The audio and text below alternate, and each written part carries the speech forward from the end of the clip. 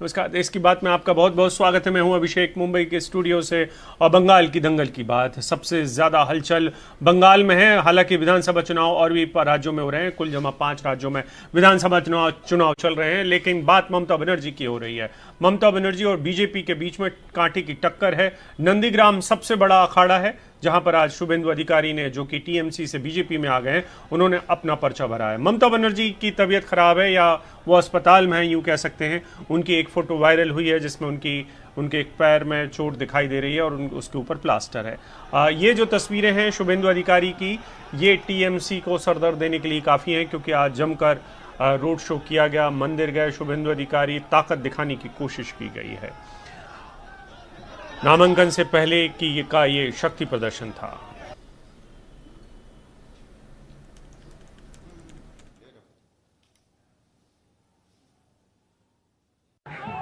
पहला अप्रैल पश्चिम बंगाल का द्वितीय द्वारा का इलेक्शन, द्वितीय फेज का, पर आज उसके लिए नॉमिनेशन फाइल करने जा रहे हैं शुभेंदु अधिकारी। आप देख सकते हैं भीड़ बनी हुई है, काफी जोश है सपोर्टर्स में, जो उनके साथ नॉमिनेशन फाइल करने के लिए जा रहे हैं।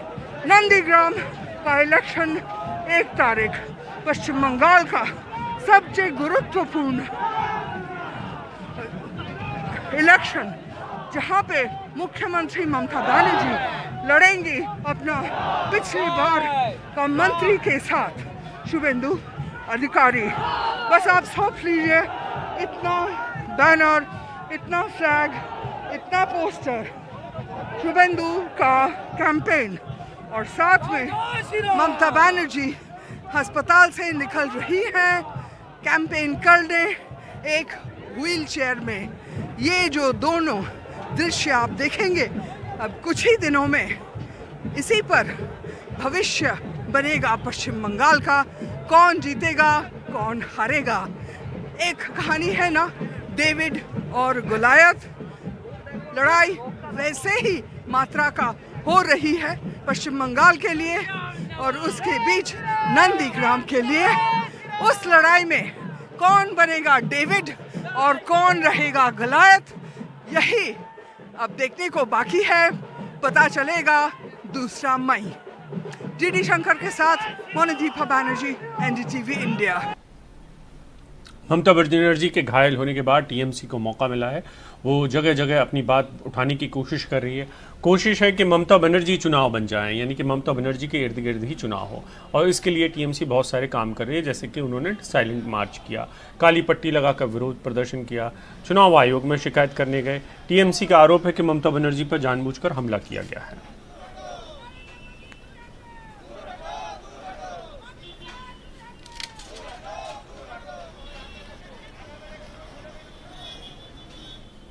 और जैसा कि मैं कह रहा था कि चुनाव आयोग के पास भी गए हैं टीएमसी के लोग। पहले राज्य में चुनाव आयोग के पास गए, फिर वहां से वो दिल्ली आ गए, दिल्ली में चुनाव आयोग के सामने अपनी शिकायत दर्ज कराई। ये सब पूरा मामला दरअसल टीएमसी का ध्यान आकर्षण की तरफ है कि ममता बनर्जी अकेली फाइट कर रही हैं, बीजेपी को चुनौती देना चाहती हैं। और जाहिर सी बात है, चुनाव आयोग वो अपनी शिकायत लेकर गए थे, काली पट्टी बांध के गए थे। 6 सांसद मिले हैं मुख्य चुनाव आयोग से। उन्होंने मूलतः तो डीजीपी का मुद्दा उठाया कि डीजीपी साहब को जिस तरीके से हटाया गया, उनको बीजेपी की शिकायत के बाद हटाया गया था, ये टीएमसी को नागवार गुजरा है। उन्होंने डीजीपी के हटाए जाने को ममता बनर्जी के ऊपर हुए कथित हमले से जोड़ा है। ये जो कथित शब्द है मैं इसलिए इस्तेमाल कर रहा हूँ क्योंकि ममता बनर्जी का ऐसा मानना है कि उनके ऊपर हमला हुआ है। टीएमसी का मानना है ममता बनर्जी अब हमले को लेकर अपनी बात ज़्यादा नहीं कह रही हैं कुछ भी। बीजेपी और कांग्रेस और अन्य दल इसे हमला नहीं बता रहे हैं। और जो वीडियो आए हैं उनमें भी बहुत सारी चीज़ें साफ नहीं हैं। और ये जो घटनाक्रम है कि ममता पर हमले को जानलेवा बताया गया है टीएमसी का, ये पहले दिन से ही शुरू हो चुका था। और ये एक तरीके से तमाम जो सांसद हैं वो जाने की कोशिश कर रहे हैं, बताने की कोशिश कर रहे हैं। मेरे साथ स्वागत रहे हैं। आज आपकी बहुत लंबी मुलाकात हुई है, क्या क्या मुद्दे आपने उठाए? मेनली हम लोग तो ममता बनर्जी पर जो घटना घटी उसको बात उठाया, उसके साथ पोल रिलेटेड काफ़ी सारे प्रॉब्लम उसको पर चर्चा हुआ विस्तृत ढंग से। 1 घंटा 10 मिनट का चर्चा हुआ। बीजेपी के बारे में भी आपने ये सवाल उठाया, क्या कहा आपने? हमने बोला कि बिना कोई डिस्कशन से डीजीपी को हटाया गया, इससे हम दुखी है। तो आपने ये आरोप लगाया कि साजिश थी बीजेपी की। कौन सा? हाँ, बीजेपी का नाम पे कोई बीजेपी का नाम पे हम कोई ठीक है। आरोप नहीं लगाया। जांच के बारे में आपने क्या मांग की है? जांच के बारे में सर, जांच के बारे में क्या मांग की है? हाई लेवल इंक्वायरी हो, हाँ। यही मांग किया। किसको, एक मिनट, किसको इंक्वायरी करना किसी होगा? को नहीं, वो that is to be determined by EC. शताब्दी को आपसे बात करने के लिए शुक्रिया। तो चुनाव आयोग से हिमांशु शेखर, एनडीटीवी इंडिया। ये जो सौगत रे का मिलना था चुनाव आयोग से और डेरेक ओब्रायन का, ये एक पहले भी हो चुका है, यानी कि राज्य में ये औपचारिकता वो पूरी करके आए थे। ये ज़रूरी नहीं है कि कई बार शिकायतें पूरी सुन ही लिए जाएं, लेकिन शिकायत करने का अधिकार है, हर राजनीतिक दल को है, जैसे कि बीजेपी को है। तो टीएमसी के खिलाफ बीजेपी शिकायत कर रही है, बीजेपी के खिलाफ टीएमसी शिकायत कर रही है। ये चुनाव के वक्त में होता है। कुछ शिकायतें वाजिब भी होती होंगी जिन पर चुनाव आयोग कई बार कार्रवाई करता है। चुनाव आयोग को एक तरीके से ये बताने की कोशिश भी की है टीएमसी ने पिछले कुछ वक्त में कि उनके निर्णय पारदर्शी नहीं है, जैसे कि डीजीपी के मसले में। बीजेपी ने भी कोशिश की है अब ये बताने की कि देखिए किस तरीके से राज्य के जो अधिकारी हैं वो हस्तक्षेप करते हैं चुनाव में। और हमारे साथी हिमांशु जुड़ रहे हैं। हिमांशु, बताएं कि सौगत रे या डेरेक ओब्रायन जितने भी सांसद मिले, ये महज औपचारिकता थी या इनकी बात इन कोलकाता में नहीं सुनी गई, उसकी शिकायत लेकर ये आए थे?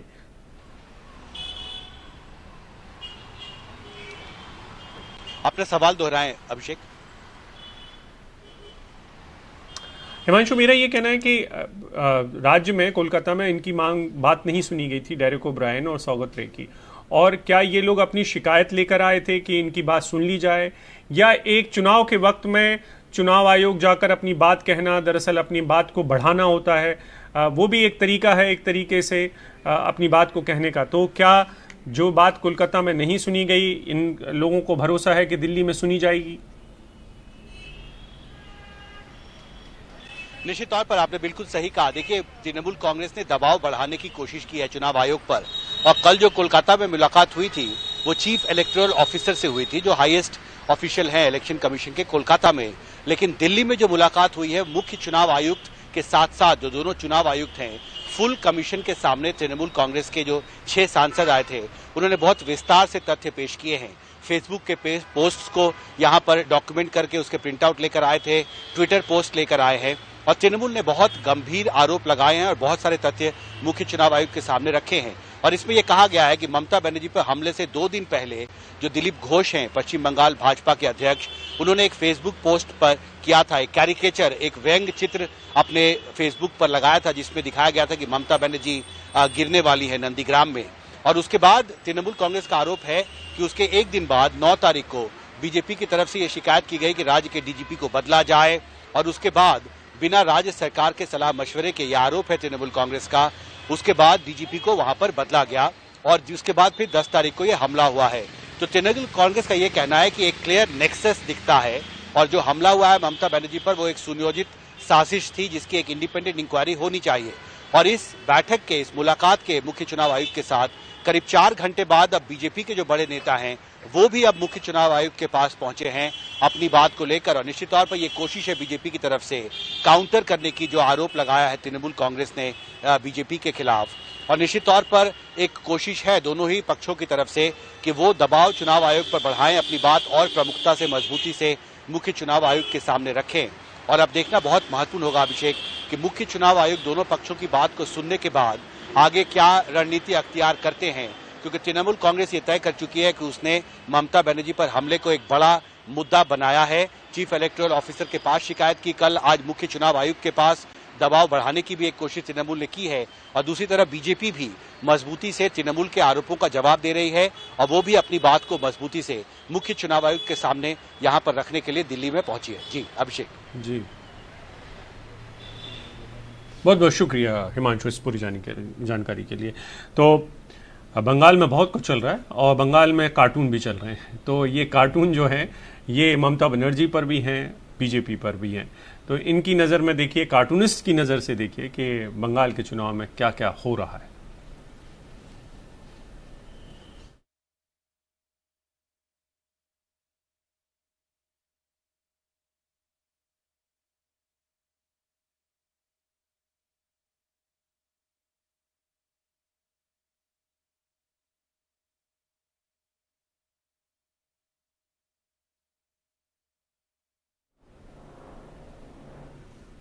तो बंगाल के चुनाव में संयुक्त किसान मोर्चा का भी रोल होने वाला है। वो भी जाएंगे, लेकिन वो इस बात के लिए जाएंगे कि बीजेपी को हराया जाए। उन्हें इससे मतलब नहीं है कि जीतेगा कौन, क्योंकि बीजेपी को हराने का मकसद इसलिए है क्योंकि केंद्र में वो बीजेपी बैठी हुई है, और संयुक्त किसान मोर्चा ये साबित करना चाहता है कि दिल्ली की बॉर्डर पर जब से बैठे हुए हैं कृषि कानूनों को वापस लेने के मसले पर, इस मसले पर केंद्र की सरकार नहीं सुन रही है, इसलिए वो अब बंगाल जाएंगे, वहां पर महापंचायतें करेंगे। किसान नेताओं का कोलकाता के एयरपोर्ट पर कुछ इस तरह का स्वागत हुआ। शुक्रवार सुबह से ही किसान नेता कोलकाता की सड़कों पर भाषण देते भी नजर आए। पहले कोलकाता प्रेस क्लब में पत्रकारों से बातचीत, फिर रोड शो। सुबह से लेकर देर शाम तक ये किसान नेता बीजेपी पर कृषि कानून से लेकर संविधान की धज्जियां उड़ाने तक के आरोप लगाते रहे, और साथ ही ये no vote to BJP campaign भी चला रहे हैं।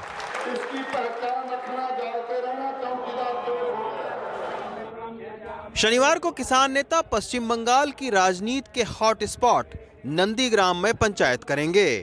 गाजीपुर बॉर्डर पर बीजेपी के लिए सद्बुद्धि यज्ञ करके राकेश टिकैत भी पश्चिम बंगाल के लिए रवाना हो गए हैं। किसान नेताओं का इरादा कोलकाता नंदीग्राम से लेकर आसनसोल तक महापंचायत करने का है, लेकिन राकेश टिकैत की टीम सीधे तौर पर बीजेपी को वोट न देने की अपील के खिलाफ है। उनका कहना है कि वो किसी भी राजनीतिक पार्टी के लिए अपना कंधा नहीं देंगे। अजी चुनाव में किसी के कंधे की जरूरत का, राजनीतिक दलों को जो तो खुद ही कूदते घूम रहे। हाँ, और ये हमारे कंधे की बात, तो हमारे कंधे पर बंदूक क्यों कोई रख के चलाएगा? इतने कमजोर थोड़ी हमारे कंधे के कोई भी बंदूक रख लेगा, ऐसा बिल्कुल नहीं है। किसान नेताओं की ये मुहिम पश्चिम बंगाल के चुनाव में बीजेपी को कितना नुकसान पहुंचाएगी, इसके लिए चुनाव नतीजों का इंतजार करना होगा। लेकिन किसान नेताओं का ये दांव फिलहाल बीजेपी के लिए परेशानी का सबब जरूर है। सरकार के साथ किसानों की फिलहाल कोई बातचीत नहीं हो रही है। वहीं किसान भी सरकार के अलावा लोगों से बातचीत करने के लिए महापंचायत से लेकर रोड शो तक कर रहे हैं। लेकिन पश्चिम बंगाल में बीजेपी की जीत या हार आने वाले समय में किसान आंदोलन पर जरूर असर डालेगी। दिल्ली से रवि रंजन शुक्ला, एनडीटीवी इंडिया। किसान आंदोलनों के जितने भी भाषण हुए उन सब में आपने गौर किया होगा कि वो बार बार कहते रहे हैं कि हम एक लंबी लड़ाई के लिए तैयार हैं। लंबी लड़ाई का मतलब है कि हम दाना पानी और रहने के इंतज़ाम के साथ आए हैं, और यही लड़ाई का सबूत है कि अब अलग अलग बॉर्डर्स पर पक्के घर बनाए जा रहे हैं, क्योंकि ट्रॉली और ट्रैक्टर गांव भेजने हैं, फसल को कटाई के लिए तैयार किया गया है, इसलिए ढुलाई के लिए इस्तेमाल होना है, ट्रैक्टर का भी काम होना है कटाई के लिए। तो ऐसे में पक्के घर किस तरीके से बन रहे हैं, इसी पर देखिए रिपोर्ट परिमल की। ईंटें जमाई जा रही हैं, दरवाजे के लिए चौखट लग चुका है, ईंट के ऊपर ईंट रखने और दीवार के लिए मिट्टी का घोल तैयार हो रहा है। मजदूर भी खुद किसान हैं और मिस्त्री भी इनके बीच का ही। बुलाने की जरूरत नहीं, ट्रेली गांव में पहुंच गई, गेहूं की कटाई शुरू होने के वास्ते पहले मैं तैयारी कर ली, ट्रेली गांव में जाएंगी। उससे पहले मकान बना लिया अपने जान से पहले। 20 दिन में गेहूं की कटाई शुरू होगी, इस तरह पहले सारे मकान तैयार कर लेंगे, क्यों बंदे तो सोंगे ना। ट्रेली गांव में गई तो मकान चाहिए। कहीं मिट्टी से मकान बन रहे हैं और सीमेंट का घोल ऊपर से लगेगा, तो कहीं ईंटों को सीमेंट से जोड़ा जा रहा है। एक मकान को बनाने का खर्च 20 से 30 हजार बताया जा रहा है। सामान की कीमत देनी पड़ रही है, लेकिन मजदूरी नहीं। जमींदारा भी करा, हाँ, और यो काम भी करा, हाँ, हाँ, घर बनाने का। हाँ, घर बनाने का। तो आप आंदोलन में आए हुए? हाँ, आंदोलन में आए। तो कुछ पैसा भी चार्ज कर रहे हैं? ना, कोई पैसा चार्ज नहीं। ऐसे एक दो नहीं, करीब 8-10 मकान तैयार हो चुके हैं। कुछ लोग मकान बनाने में जुटे हैं, तो कहीं मकान में लगाने के लिए ईंटें आकर पड़ी हैं। छत छप्पर के लिए सामान ये किसान गांव से लेकर आए हैं। इन पक्के घरों में खिड़कियां भी हैं और उसके बाहर कूलर भी। ये पक्के मकान बनाने की जरूरत क्यों? देखिए, बार बार मौसम करवटें बदल रहा है, और पिछली बार दो तीन दिन पहले जो बारिश और आंधी आई थी, उससे जो अस्थायी आशियाने थे वो बर्बाद हो गए थे, काफ़ी अस्त व्यस्त हो गए थे। तो उनको देखते हुए अभी इरादे तो किसानों के पक्के थे ही, साथ साथ हमें मकान भी पक्के बनाने की जरूरत थी, तो वो अब पक्के मकान भी बनने लगे। झुकना नागवार है, थकने से इनकार है, बदलाव की उम्मीद में ऊर्जा अब भी बरकरार है। लड़ाई लंबी है, लिहाजा पक्के घरों के जरिए जीत का इरादा भी पक्का है। टिकरी बॉर्डर से राहुल चौहान के साथ परिमल कुमार, एनडीटीवी इंडिया। और बात उत्तर प्रदेश की करेंगे ब्रेक के बाद, जहां पर अखिलेश यादव निकले हैं साइकिल पर आजम के लिए।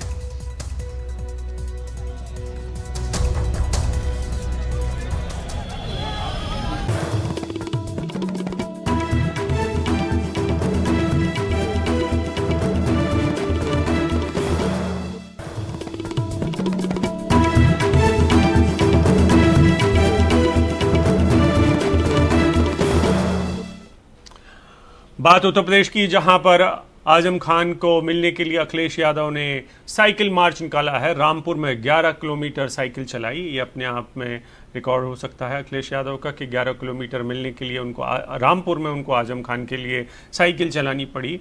उनके समर्थन में आंदोलन समाजवादी पार्टी कर रही है। आप सबको पता है कि बीजेपी की सरकार के वक्त में आजम खान के ऊपर कई सारे मुकदमे दर्ज किए गए हैं। अखिलेश यादव कहते हैं कि ये सारे मुकदमे झूठे हैं।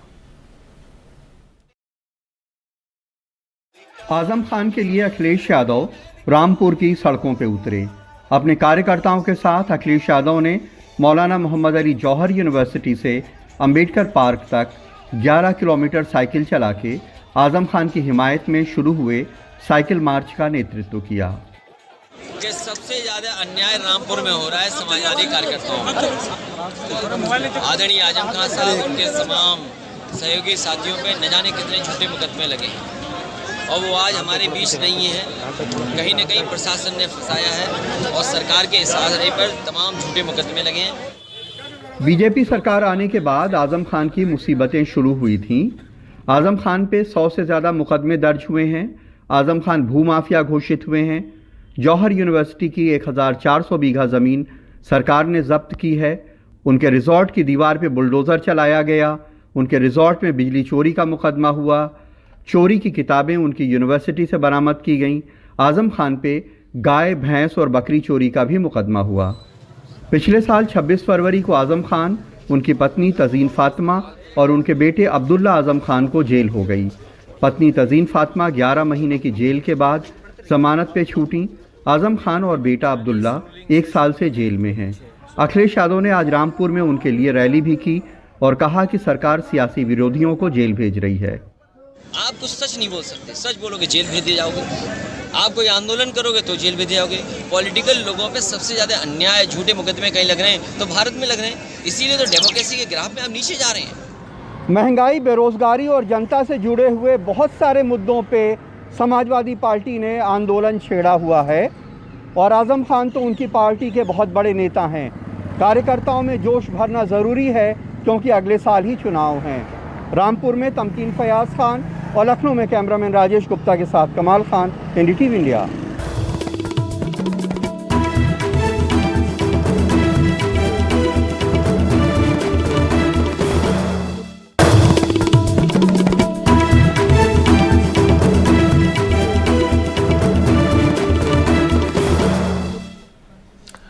बात बेंगलुरु की, जहां पर एक महिला ने जोमेटो के डिलीवरी बॉय पर इल्ज़ाम लगाया था कि उसने मारपीट की है और अब जमानत पर जब डिलीवरी बॉय बाहर आया है तो उसने भी आरोप लगाए। उसने कहा है कि जिस महिला ने ये सब कुछ कर उन्हें जेल भिजवाया था और जब जमानत पर बाहर आए हैं तो वो अपने पक्ष की कहानी बता रहे हैं। वो कह रहे हैं कि उनको ऊपर महिला ने भद्दी गालियाँ बकी थी और उन्हें चप्पल से मारने की कोशिश की थी।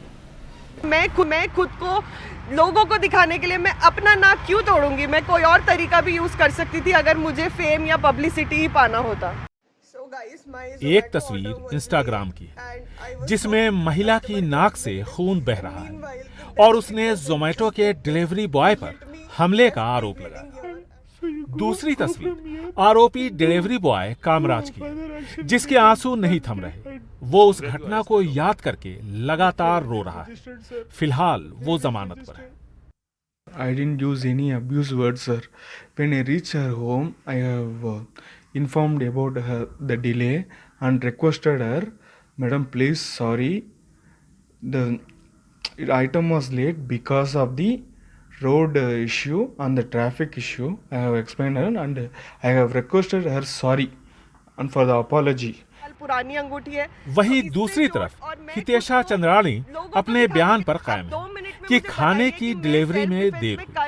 उनकी कामराज से बहस हुई, फिर कामराज ने थप्पड़ मारा, जिससे उसके नाक से खून बहने लगा।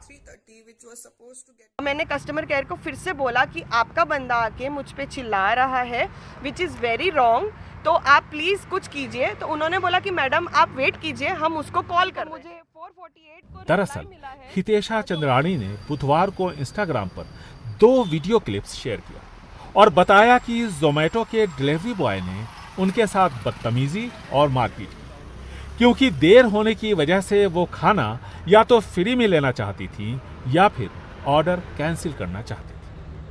मौजूदा दौर में जांच के दौरान आर्टिफिशियल इंटेलिजेंस की एक अहम भूमिका होती है, लेकिन ये घटना जहां हुई है वहां पर सीसीटीवी कैमरा नहीं था। ऐसे में पुलिस को अपनी जांच पूरी करने में थोड़ा और वक्त लगेगा और तभी शायद तस्वीर थोड़ी साफ हो पाएगी। बेंगलुरु से कैमरामैन कुमार के साथ निहाल किदवई, एनडीटीवी इंडिया। कोरोना फिर से डरा रहा है। पिछले 24 घंटे में 23,000 से ज़्यादा नए मामले सामने आए हैं, जो कि 2.5 महीने में सबसे ज़्यादा हैं। देश में केवल 38 दिनों में कोरोना के मामले 3 गुना बढ़ गए हैं। शुक्रवार को 23,285 नए मामले सामने आए हैं, जो 24 दिसंबर के बाद सबसे ज़्यादा हैं। यानी जब लग रहा था कि कोरोना संकट टल रहा है, तभी ये फिर सर उठाने लगा है। सबसे ज़्यादा चिंता महाराष्ट्र ने बढ़ाई हुई है, जबकि केरल, पंजाब और कर्नाटक में भी मामले बढ़ रहे हैं। देश में एक्टिव मामले 1,97,237 हो गए हैं, जो 19 जनवरी के बाद सबसे ज़्यादा हैं। स्वास्थ्य मंत्रालय के मुताबिक देश में सबसे ज़्यादा एक्टिव मामले जिन 10 जिलों में हैं, उनमें से 8 जिले महाराष्ट्र के हैं। पुणे, नागपुर, ठाणे और मुंबई में एक्टिव केस 10,000 से 18,000 तक हैं, जबकि कर्नाटक के बेंगलुरु और केरल के एर्नाकुलम में भी करीब 5,500 एक्टिव केस हैं। We are very worried about Maharashtra. हम महाराष्ट्र को लेकर बहुत चिंतित हैं। महाराष्ट्र में कई जिलों में केस बढ़े हैं। आपने इनके नाम देखे हैं। हमको पता चला है कि नागपुर में सख्त लॉकडाउन लगाया गया है। हम उस स्टेज पर पहुंच रहे हैं जहां पर फिर से वही रोकथाम के तरीके अपनाने पड़ रहे हैं। यह बहुत गंभीर है। It's a very serious matter. देश की राजधानी दिल्ली में भी बीते महीने जहां 100 से 200 ही मामले सामने आए, वहीं गुरुवार को 409 नए मामले सामने आ गए। हालांकि दिल्ली सरकार का कहना है कि संक्रमण दर अभी भी 1% से नीचे है, इसलिए चिंता की बात नहीं है। पूरी टेस्टिंग करें, पूरी विजिल रखी हुई है और अभी देखो बिल्कुल बेस लाइन बहुत कम हो जाती है। 200 से 400 होना कोई बहुत, मतलब इसको एकदम से अलार्मिंग नहीं कह सकते, क्योंकि जो क्राइटेरिया है, कट ऑफ्स हैं, वो 1%, 5%, 15% वही है। हम 5% से भी नीचे हैं, 1% से भी नीचे हैं, 0.6, 0.5, 0.4 कुछ ऐसा चल रहा है। ये बात सही है कि विश्व स्वास्थ्य संगठन के मुताबिक अगर हर 100 टेस्ट करने पर 5 से कम लोग संक्रमित पाए जाते हैं, तो ये एक सुरक्षित स्तर है। लेकिन संक्रमितों की संख्या बढ़ना चिंताजनक तो है ही। बढ़ते हुए मामलों के बीच केवल एक राहत की बात यह है कि स्वास्थ्य मंत्रालय का कहना है कि इन बढ़े हुए मामलों में वायरस के बदले हुए स्वरूप या फिर म्यूटेंट स्ट्रेन का फिलहाल कोई हाथ नजर नहीं आता। दिल्ली से मैं शरद शर्मा, एनडीटीवी इंडिया।